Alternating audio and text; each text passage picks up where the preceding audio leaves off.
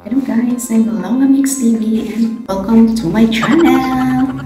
Kumusta po kayo? Saan ang sulok ng mundo po kayo ngayon? Sana nasa mabuti po kayo kalagayan. Sa mga baguhan pa lang po sa aking channel, ako po pala ay gumagawa ng mga tutorial about video editing na mabase lang po sa aking kalaman. Mga baguhan dyan na wala po pong idea kung paano mag-edit ng mga video o mga vlogs ninyo, punta na po kayo dito sa aking channel, mag-subscribe na po kayo at pakisama na yung hiling ko yung notification bell para maging updated kayo sa mga ina-upload ko pong video. Maganda po ito sa mga bago lang na gusto ng video, gusto gumawa ng mga vlogs kasi hindi siya mabilis yung tutulog ko dito. Tama po talaga sa mga baguhan ng sundan po ito. Sundan nyo lang po guys yung mga content po andyan po sa description box, yung mga link. Click na lang po para meron po kayong idea. Yung itsura natin guys sa Gardo versus alam pang bago. Kasi gabi na ako natulog kagabi sa kadahilan ng pagawa natin content. Ilang beses ko po siyang inulit kasi nagkakulong po siya. Hindi ko alam kung bakit. Yung video po inulit-ulit ko ng ilang beses kasi hindi po siya makapture sa screen record. Ewan ko ba ba't nagkaganon. Yung unang pumasok sa isip ko baka nga hindi na free yung application na ginamit ko kaya nagkaganon po siya kasi tinry ko naman sa ibang application, okay naman po siya. Sayang lang po yung video ko, alam niyo ba, isang araw pa ako kulit-kulit ng aking content na gano'n. Tapos, nalilito po ako at pinag-isipan ko talaga kung gano'n po siya.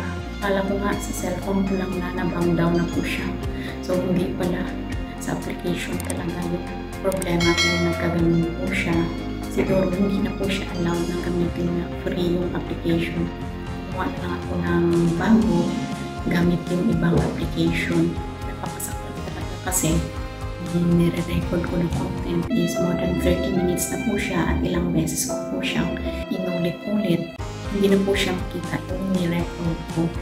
Yung boses ko na lang po yung naririnig.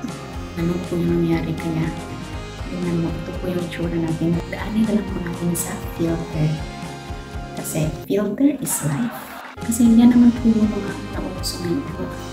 Filter ba? Sana all. Yun na yung nauuso, yung Photolab.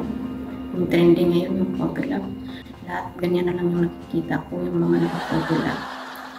Parang ganun din po yung sa filter. Para mag-transform din tayo. Punta dito guys. Tama na po itong chika guys. Magsimula po tayo. So sa ngayon naman guys, yung ituro ko po sa inyo ay kung paano gumawa ng YouTube channel art banner. Alam niyo ba kung ano yung YouTube channel art banner? Ito po yung parang cover photo natin sa ating YouTube channel. Mas maganda po kasi guys pag meron pa tayo YouTube channel art banner. Kasi parang props din po yun sa ating channel. O nagbibigay po siya ng kagandahan sa ating YouTube channel na presentable siya tingnan sa mga manunood na papunta po ng mga viewers. Pag tingin niya sa ating channel, makikita nila na maganda po siya at napaka-presentable po ng ating channel. At hindi lang ganun, pati sa mga content natin, makikita nila na magaganda po yung content natin, makabuluhan at mayroong makukuhang aral or makukuhang kaalaman. May tendency po na mapapasubscribe yung mga viewers na bagong pasok po sa ating channel. So, kung gusto nyo malaman guys kung paano po gawin yung YouTube channel art banner, simulan na po natin.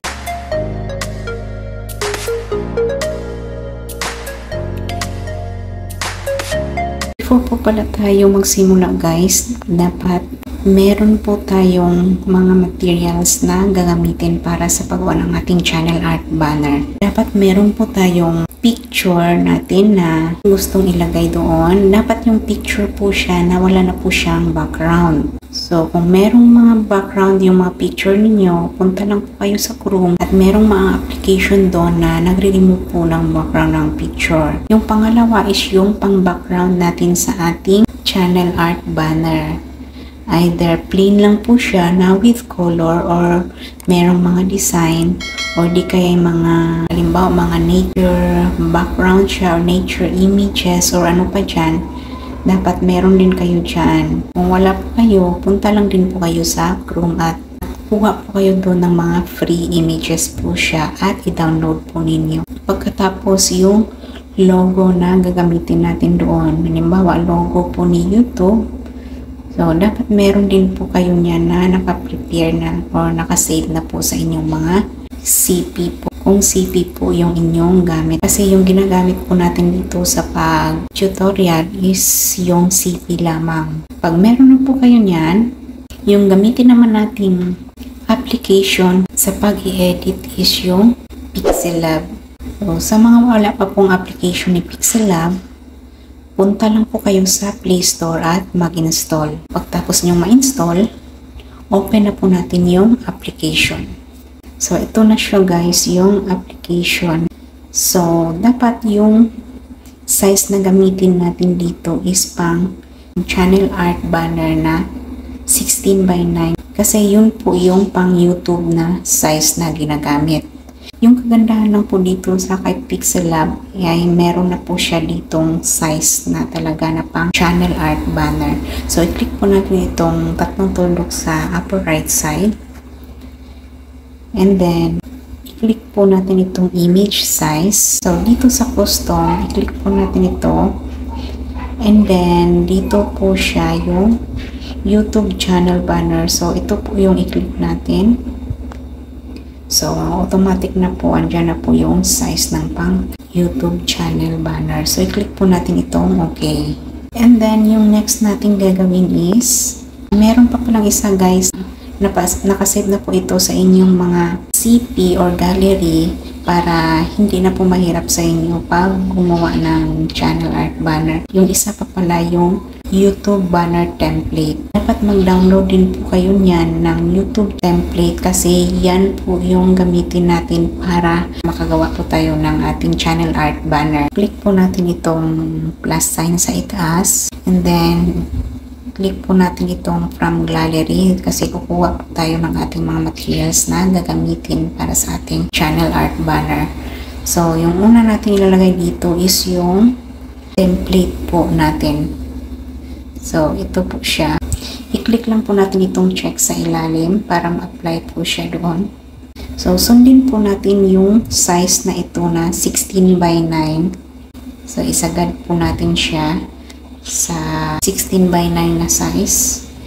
So, i-stretch lang natin ito. Okay na ito guys. So, yung itong sa gitna guys, ito po yung desktop maximum and desktop minimum and mobile. So, dito po yung sa gitna na ito po yung guide natin sa paggawa ng ating banner. Dapat hindi po siya dito lalagpas sa box na ito yung mga ilalagay natin para sa ating banner. Yung una natin ilagay is yung picture natin na wala na po siyang background. So, i-click po natin itong plus. And then, from gallery, ito po yung sa akin. And then, i-click po natin itong check. Malaki po siya, paliitin po natin. Ayan. Adjust natin para magkasya po siya dito sa loob. So, ayan na siya guys. Gusto nyong lagyan ng border yung picture ninyo na nilagay, pwede din yun. Punta po tayo dito sa ilalim.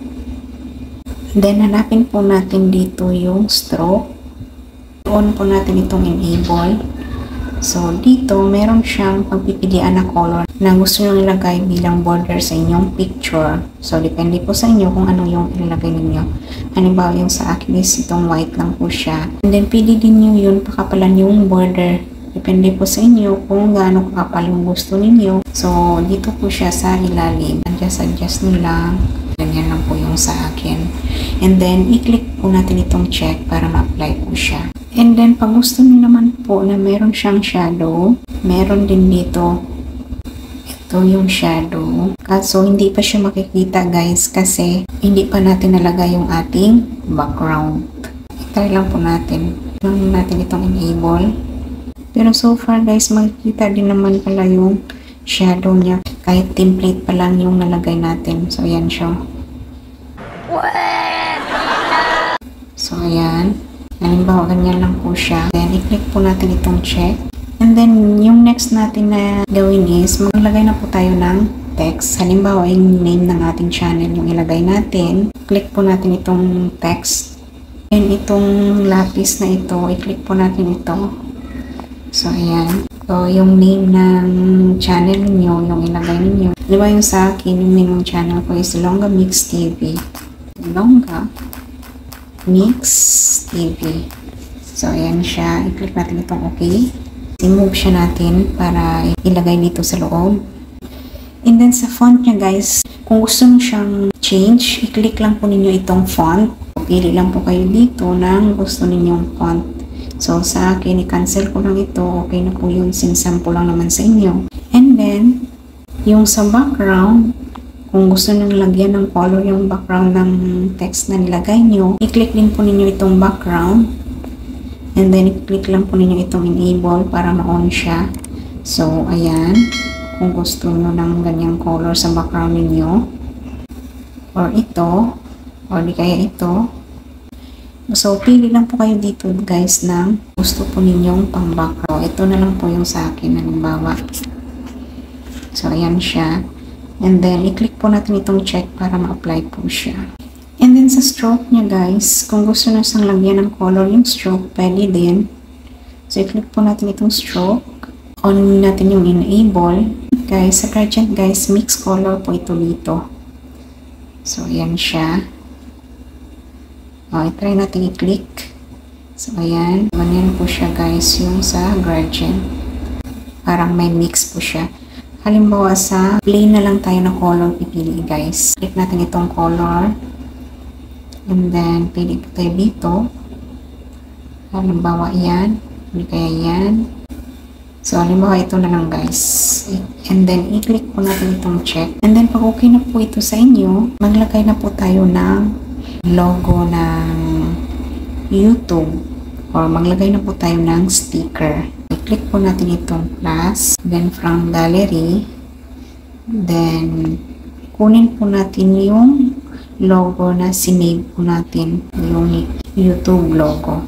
So, ito po siya, yung sa akin. Ayan siya. Click natin itong check. So, adjust po natin ito, paliitin. So, ayan, para magkasya po siya dito sa ating guide. Pag okay na po ito sa inyo, para hindi po siya ma-move, i-lock po siya natin, guys. So, wait lang po. Adjust muna natin sila. So, ayan. I-lock po natin siya para hindi po pala sila gumalaw kasi nakagalaw po siya. Click po natin itong diamond sa itaas. And then, i-lock natin. Click po natin ito. Ito po ay yung pang-lock. So, ayan. And then, balik tayo. Yung itong pang-guide po natin, huwag na natin itong block kasi kukunin din natin yan mamaya pag nalagay na po natin yung ating background. So, i-click na po natin ulit itong diamond. Hindi na siya magalaw. So, yung gumalaw is yung ating guide. And then, yung next dito guys, ilagay na po natin yung ating background. Wait lang pala guys, kasi sumobra itong logo ng subscribe button na nilagay natin. Yung gawin natin dito, kasi hindi siya ma-move, balik ulit tayo dito sa babaw sa diamond. And then, i-unlock natin muna ito para magalaw po natin siya. And then, click natin itong diamond. So, ayan. Adjust po muna natin para lumiit. So, ayan na siya guys. Okay na siguro ito. And then, i-lock po natin siya ulit. And then, balik ulit dito sa diamond. So, ayan na. And then, lagyan na po siya natin ng ating background. So, i-click po natin itong plus sign from gallery.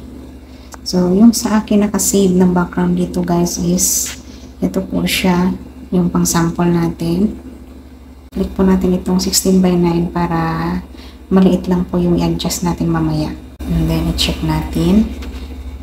So, ayan siya. Sundin po natin yung itong guide na ito sa loob. So, ayan. Parang sumobra yung shadow ng ating picture. So, i-unlock muna natin itong picture. Then, punta po tayo ulit dito sa diamond. Adjust muna natin. Palitin lang muna natin ito. So, ayan siya. Then, balik ulit natin. And then, itong background natin, ilagay natin dito. So, yung gawin natin dito sa background natin ay ilagay po siya natin sa likod. So, punta po tayo dito sa ilalim. And then, i-click po natin itong to back. So, andun na yun sa likod. So, yung gawin natin, since na tayo sa ating ginawa na banner, so, yung pang-guide po natin is, tanggalin na po natin ito. Tanggalin natin para yung makita is yung background na nilagay natin. So, ito na po yung itsura guys na ginawa natin banner.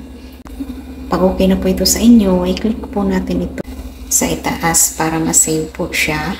I-click po natin itong save to gallery. And then, okay na po yun guys. I-close na po natin itong application. And then, punta po tayo sa ating YouTube channel para malagay po natin yung ating channel art banner na ginawa para makita nyo kung ano po yung itsura niya. Punta po tayo sa YouTube. And then, itong logo natin guys, sa upper right side, i-click po natin ito. And then, i-click po natin ito yung sign na ito. And then, i-click po natin itong edit channel. So, dito sa may camera na sign, i-click po natin ito para malagay po natin yung banner na ginawa po natin. So, choose from your photos. Ito po yung ginawa natin. And then, dito sa box sa gitna guys, dapat pagkasyahin po natin dito yung ginawa natin banner. So, ayan siya. Kumasya siya guys. And then, i-click po natin itong save. So, okay na po yan. Channel banner updated successfully. And then, back po tayo. Then, click ulit po natin yung profile logo natin. And then, i-click po natin itong your channel.